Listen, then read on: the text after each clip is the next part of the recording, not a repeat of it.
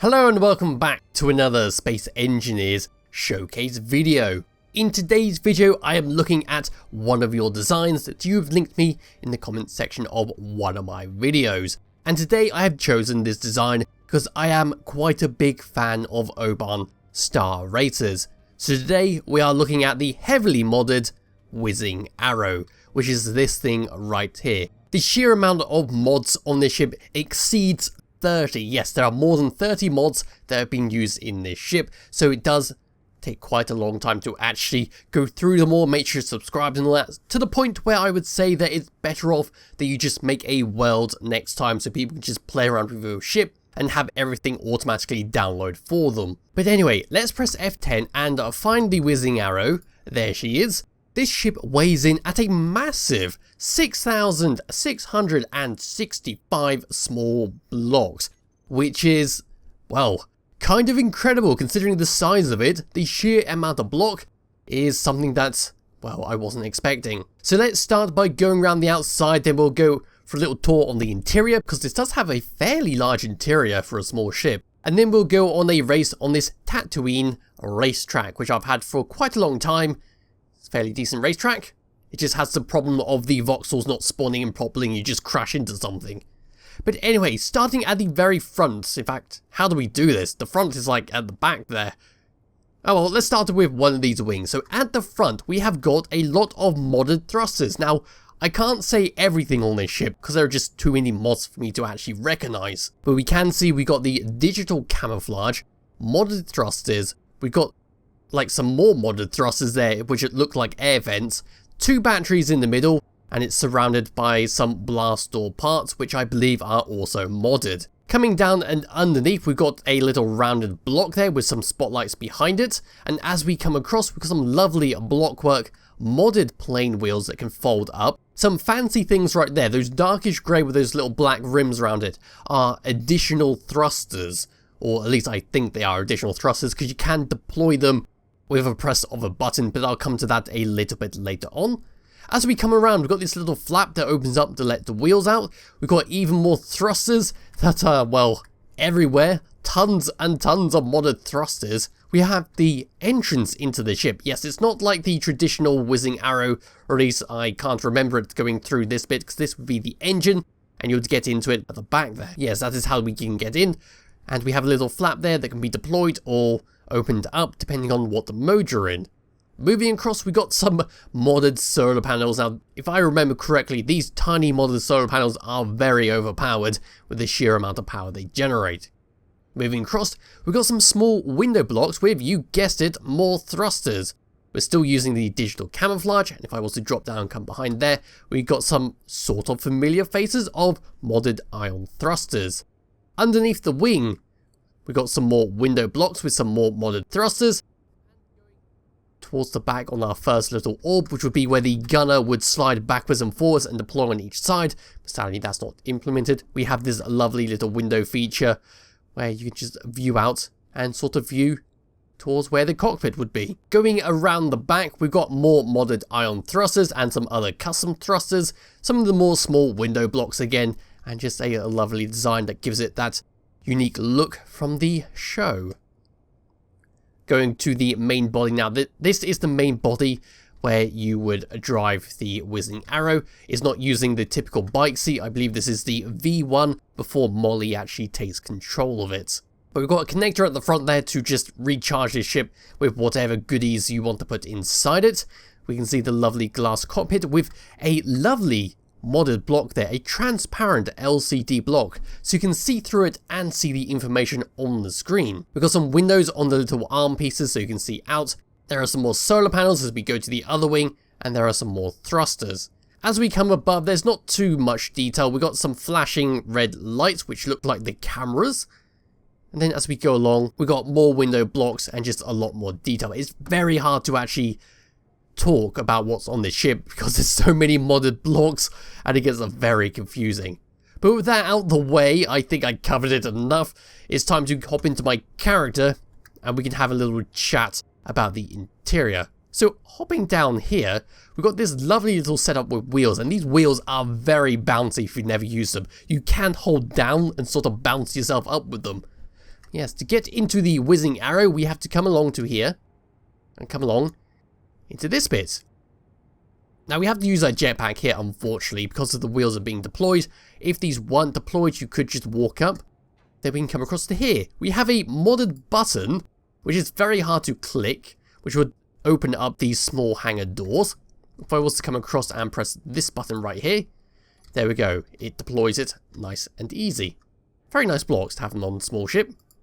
Opening it up again, we can see the interior of the main thruster, where we've got a camera, we've got 2 batteries, small conveyors, lots of tiny catwalks, which are adorable, a small little oxygen generator right there, and a small oxygen tank. Oh, they're so sweet. Look how small they are. Anyway, moving on, we'll go into the main ship, where we see the solar panels we saw on the sides. We can keep walking across. We can see the air vents underneath, and we do have glass on top, so it makes it smooth to walk across. In fact, I will just close up this door, considering they are engines and I don't want to cook myself. There we go. We go along to the first orb. Now, in the cartoon, the gunner would be in a small little oval gun, and it would roll backwards and forwards depending on which side he needed to shoot. So if he wanted to shoot on this side, he would roll it across, this would open up, he'd then poke out on the outside like a typical hardpoint, and he'll be able to rotate around and shoot, and then he'll need to go across. And of course, if he was in trouble, he could then just stay in the middle here and be all protected. We can see some small reactors at the back there, and lots of lights going around. You can see parts of the conveyors, some sound blocks, because there are some custom sound mods on here. We've got some lovely little LCD screens to play there, showing the oxygen, the hydrogen, and some other goodies. The opposite side is basically the same, but I will just walk across it. There we go. Like I said, it's a fairly large interior, because this is my character, so you can just walk through this, which is quite neat. And this is the cockpit. So, hopping into the cockpit and going to the first person, we've got the floor plan, showing us the whole ship. Another LCD screen there, showing you the whole integrity and all that. I can't really read that too well. Green on black is probably not a good idea. And then we have the floor plan script to our left. Looking down in this custom cockpit, we can see a gravity generator and the LCD screen straight ahead of us. Now, bringing up the HUD, I'll just come into the third person and turn it around so you can sort of see what's going on here. I can press number 5, which will close up the doors. Now, this is hyper mode, where you can go extremely fast. It's like a nitro boost, but it's also the way you get in and out. Number 1 is for engines, just don't touch it. Number 2 is deploy the landing gear. Number 3, landing gears retracting. There we go. We'll retract the landing gear, which will allow us to take off and fly this thing. Now, if I just tilt myself like so and press number 2, landing gears deployed. We get an audio cue and the wheels will hop out. So there goes the front wheels and there goes the back wheel. We can press C to go down. Like I said, they're very bouncy wheels. And then we just sit in the traditional way that it usually sits at that angle. So pressing number 3 to put the wheels back in. Number 4 is a lock and unlock system, so if I was to press number 5 now, I can't open up those flaps of how we got in. Pressing it again will work wonderfully, so there we go. Now, number 5 is of course called the hyper thruster, and then we've got the other hyper thruster buttons to be using, but I'll talk about them in just a minute. Number 8 and number 9 are to view the cameras in the little engine parts of how we get in. If I was just to raise myself up just a little bit, let's move forwards. There we go, and tilt the camera around. I can press number 6, which will deploy the hyper thrusters, which is what I was talking about earlier. So these are some unique thrusters, where if I was to press number 7, it would start up the engines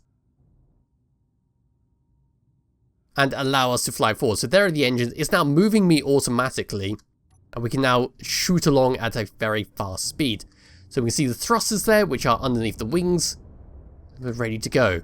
But we don't want to do that because this ship is not capable of thrusting for very long, or at least it should be like that. Tab number 2 is for just like to manually control the thrusters. So we've got the forward thrusters, which we can enable.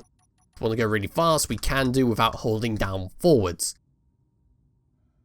As for that is basically it for the functionality and the outside. It looks fantastic, and it looks exactly like it from the show. It's very well done, but the sheer amount of mods is just one thing that kind of ruins this.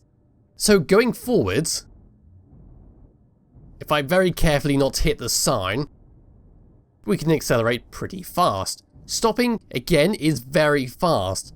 Going backwards is fine. Going down is fast. Going up is terrible. As you can see there, I'm just going down to the floor. But now it's time to go around this track. So let's now just go forwards and go around Tatooine, shall we? So here we go. We're going fairly fast. It's 50 meters a second. It's nothing too bad. It controls quite well, actually, with the mouse moving it around at speed. So it's not too much of an issue. In fact, pressing 5, let's deploy the boost. Deploying the boost. Uh-oh, this is getting very tight for it. Oof, there goes one wing. Oh god. We're losing control. Mayday! We're going down. Uh-oh. I've completely lost control of this thing. Maybe disabling the boost will be a good idea. Now, which way was the track? I believe it was this way. So let's now move forwards and keep the hyper boost off. But we just keep going around. It's a novelty ship, really. It doesn't really have too much practicality with it, as you have tons of weak points when it comes to combat. But it is still fun to fly around a racetrack, if that's what you want. Oh, there goes another part of the wing. Ow, there goes another one. This track was not set up for this size of ship. There are some arrows going around. Well, the Earth is doomed, basically, if I was flying this. Outside the little bit of fun I was having with this ship and putting it through a course that it certainly isn't suitable for, it's a really well made ship. Bit too many mods for my likings, but still it's exactly like it is in the show, and the sheer amount of mods, although I said I don't like it, it does make it unique in how it's set up and how it moves. The boosting system is still quite nice, so we can deploy all them and go for a nice little boost forwards. There we go, they'll turn on eventually. There we go, there's the additional boost, and we can keep going forwards. Yes, like I said, it's a nice little ship to play around with should you have a racetrack that is suitable for its size and maneuverability, and like always, it'll be in the description below if you wish to download and play around with it yourself. So thank you all for watching, and I'll be back with another showcase video some point soon. Bye bye.